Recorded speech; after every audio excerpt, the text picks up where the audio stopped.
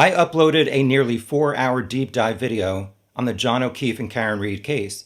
Since it is so long and has so many different topics, this video is an excerpt of just one topic: the collision scenario of Karen hitting John with her car, or the assault scenario of John O'Keefe going into the Alberts house and being attacked by people or a dog. I reviewed points in my spreadsheets that are for and against Karen hitting John with her SUV, but this section is how I think a collision scenario could have played out chronologically and logically.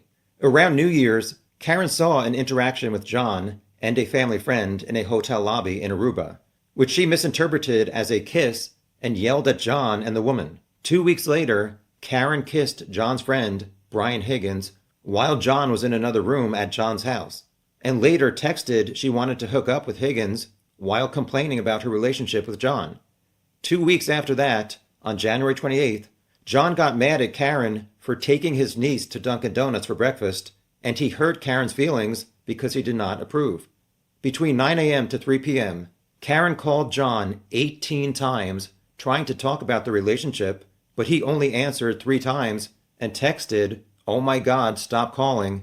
So they mostly argued on text about the relationship, and when I read those text messages, I thought, these two should not have been in a relationship. Karen was frustrated and insinuated John was not into the relationship anymore and asked if he was seeing somebody else. Karen texted, quote, "I think it's clear me around with the kids around is slowly killing our relationship, and our relationship is much more important to me," end quote. John texted, quote, "Sick of always arguing and fighting. It's been weekly for several months now," end quote. So there was a massive amount of tension and uncertainty about their relationship that day and night. They ended up hanging out at 2 bars, but were surrounded by people. Once Karen had John alone in her SUV, it was her first opportunity to discuss her issues with John after he avoided her calls. Karen pulled up to the Alberts house and has lied, stating that John got out of her car at the driveway and she saw him walk through the Alberts side door. In reality, a pickup truck turned onto Fairview Road right after Karen, and they stopped at the driveway and never saw anyone get out of Karen's SUV, and at the trials, they estimated they were there between 4 to 7 minutes, depending on which witness. Karen and John would have seen the headlights of the pickup truck parked behind them. Karen may have thought they were other party guests who wanted to park on the street, but not block the driveway, so she moved up from the front door to the flagpole and beyond. While parked in line with the front door, Karen certainly would have seen the front door was open, with people looking out while she faced John and they were talking. Once Julie Nagel started walking back inside, the truck left, and the passenger said Karen's interior dome light was on, but they did not notice John in the car, indicating an open passenger door. Did John see that the lights from the truck finally moved from the driveway, and he took that as his cue to finally exit Karen's car? We don't know exactly when the pickup truck left, but at 12:31 and 47 seconds a.m., John's phone would have lit up that there was a second text message from Jen, and he started walking 9 seconds later, which indicates to me that he saw Jen repeatedly texting him, and he was tired of arguing with Karen for 7 minutes while people inside the party wondered why they were not coming inside. John read Jen's text message 19 seconds after she sent it, then locked his phone while he was walking the final steps of his life. At the same time, Karen floored her SUV in reverse. Karen seems to have a short temper based on her history of yelling at John in person, on text, and in voicemails, giving the middle finger to Brian Higgins as he drove by, telling Marietta Sullivan to go F herself in Aruba, and screaming at other people the day she found John dead. Based on their text messages from that day, was Karen frustrated again that John avoided fully discussing their relationship problems while they were in the car? After John got out, did Karen start to leave, but decided she wanted to continue talking, so she angrily put her foot on the gas pedal in reverse to catch up to John? Her SUV data points to this scenario. Karen drove forward at 13 miles per hour. Then she put it in neutral for a half a second, then reversed while stepping on the gas pedal at over 70% throttle up to 24 miles per hour when her car slightly decreased speed and had steering wheel movement that could indicate sideswiping John. And seconds later, John's phone never moved again. As someone in the Delphi murders case once stated, at some point in time, Coincidences cease to be coincidences.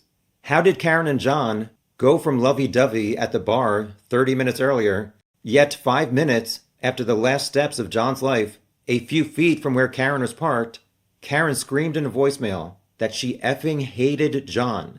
After he got out of her car at a party they were both invited to, but she drove away angry, called him a pervert, and said no one knew where he was, when she knew where he was, but had not bothered to ask anyone else. Karen has stated she was angry in her voicemails to John because he went inside the Alberts house and did not come back to tell her it was okay to come inside the party, and he did not answer her phone call while she was parked outside. But the data and 12 eyewitnesses proved John never went inside the Alberts house, and Karen never contacted him while parked outside, despite her comment that she did. The subject matter of her voicemails to John do not align with her initial statements to police that she dropped John off because she had stomach issues, or her various stories in TV interviews. The voicemails to John should have been asking why he never told her it was okay to come inside the party.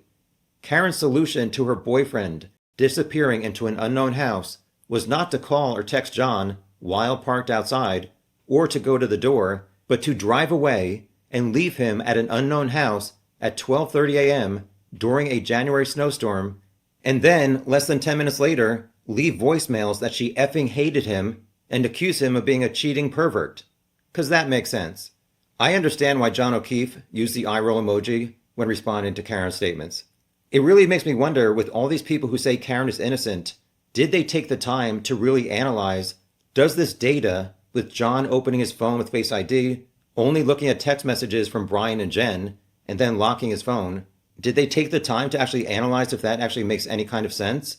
Or were they just too busy shopping for pink clothing to support Karen, who was the person who found John dead and immediately said, I hit him? Did I hit him? I know I said I hit him, but did I really say it as many times as law enforcement's claiming I said it? Karen woke up around 4:30 a.m., acting like a lunatic, screaming uncontrollably because her boyfriend, who she cheated on 2 weeks ago, wasn't answering his phone and was not home after she left him at the Alberts.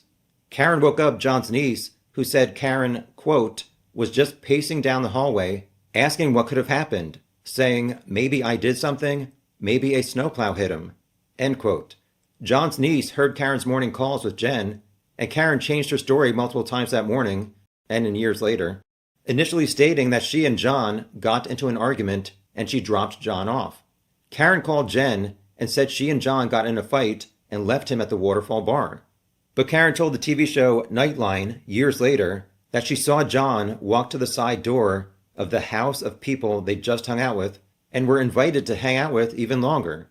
Karen's mental state that morning and statements did not align with a person who saw her boyfriend happily walk into the Alberts house. Her statements about what unfolded outside 34 Fairview Road don't add up to a rational person or to the facts of car and phone data and 12 eyewitnesses inside and outside the Alberts house. If Karen was that mentally unwell at 5 a.m., how sane was she and able to drive in reverse after John got out of her car 4 hours earlier? At 5:05 a.m., Jen told Karen she saw her SUV outside the Alberts house, not the waterfall. So 2 minutes later, Karen started her car. Did she immediately confirm the Alberts address with Jen and then drive straight to 34 Fairview Road like a normal person desperate to find a missing loved one? Nope, not Karen Reed. She drove to the Waterfall bar and around town for about 30 minutes before arriving unannounced to Jen McCabe's house, screaming Jen's name outside around 5:35 a.m. Karen's behavior was not rational. Or, to put it another way, she was a hot mess express. This was all before John was found dead. But Karen told Kerry at 5 a.m. that John was dead and got hit by a snowplow, but also said she could have hit him and talked about her damaged taillight. Karen never called hospitals or the police, but John's friend Kerry did. Karen insisted that Jen and Kerry drive to the Alberts house because for some reason, Karen was not capable of driving there alone. If Karen was so desperate to find out where John was, why didn't she take 4 minutes to drive back to the Alberts house around 1:15 a.m. when she couldn't reach John on the phone? Maybe she was afraid to discover that he was still on the ground or police would be there, which was backed up by evidence that DNA matching John was on Karen's taillight And there were red and clear plastic pieces in John's shirt, consistent with Karen's taillight, and one of John's hairs was near the taillight.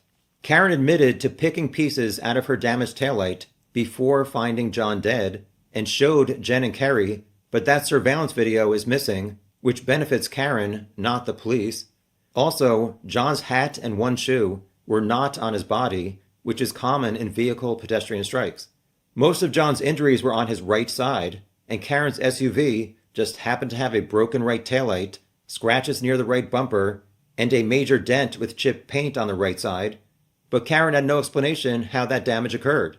The morning John died, in the hospital, Karen told her father, "Dad, I think I struck something. I remember backing up and hitting something." In the prior 12 hours, Karen's SUV went in reverse a few times. The three-point turn in someone's driveway on Cedar Crest, which has no obstructions to back into. Then at 24 miles an hour, in front of the Alberts house soon after John exited her SUV, and John's phone never moved again soon after that. At 5:07 a.m., she reversed out of John's garage and hit John's SUV at about 1 mile per hour, which Dr. Welcher proved was not possible that Karen caused the taillight or dent damage at 5:07 a.m. Also, that was likely the first time in 2 years of pulling out of John's garage that Karen hit John's car, despite having a backup camera and audio alerts that she was about to hit John's car. She knew she hit something, had a cracked taillight, and maybe thought intentionally tapping John's car on security video could help if she got in trouble, but the expert's laser analysis proved her wrong. After that, Karen, Jen, and Kerry drove past the Alberts flagpole, and Karen screamed to let her out because she saw John. Kerry and Jen were confused because the ground was covered in snow and they did not see John. Karen repeatedly asked, "Could I have hit him? Did I hit him?" And when asked about John's injuries in the first 30 minutes of finding him dead, she repeated, "I hit him, I hit him, I hit him." She repeatedly asked paramedics if John was dead, even after she tried to do CPR and pretty much knew he was dead, because some kind of official confirmation would mean she would be in more legal trouble than if John survived the accident, which I do not think was intentional.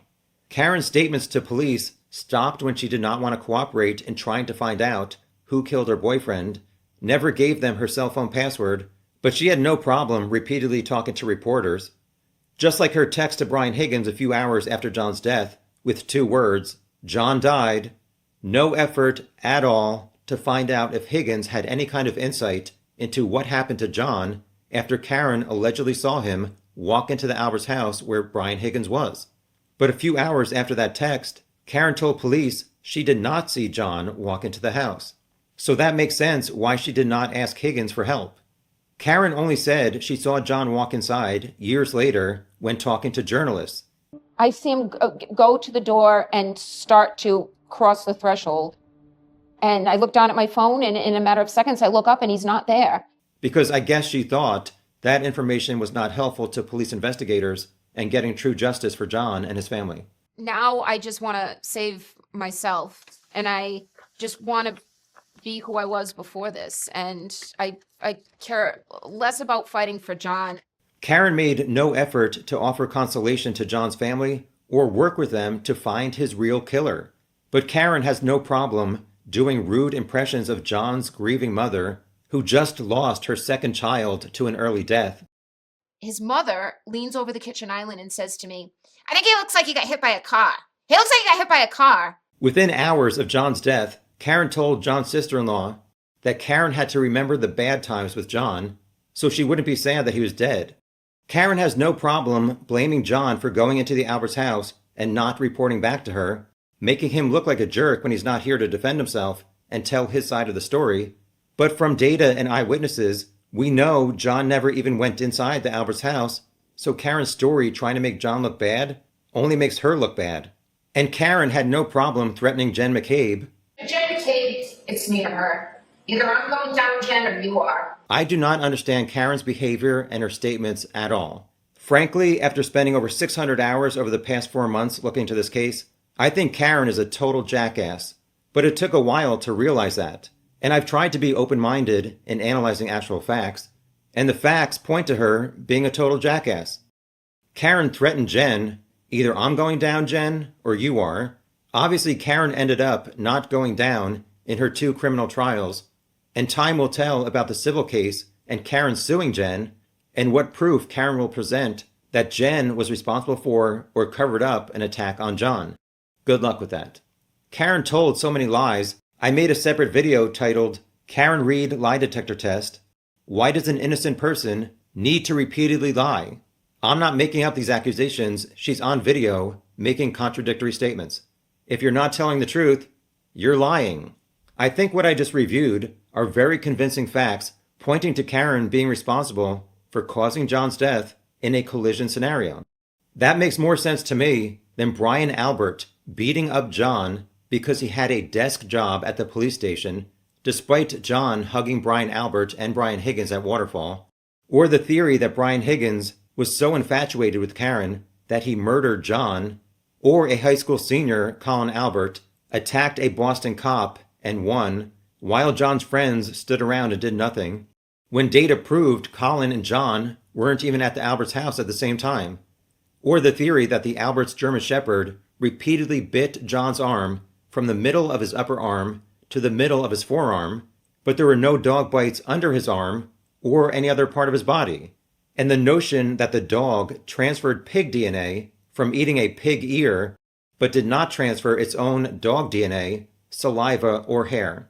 Plus, John's phone's center GPS location accurately placed it on the road for the entire drive from Waterfall to the Alberts, but his location never showed inside the Alberts' house to get attacked by people or a dog.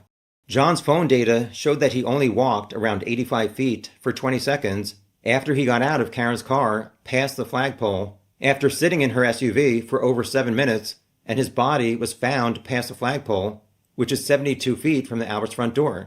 It was impossible for John to walk in the house, go down to the basement or garage, and for his phone to return to the flagpole under his dead body. In another section of this video, I detailed how it made no sense for people in the house to repeatedly put John's phone up to his dead face after they killed him just to read text messages from 2 people who were inside the house. I don't think so.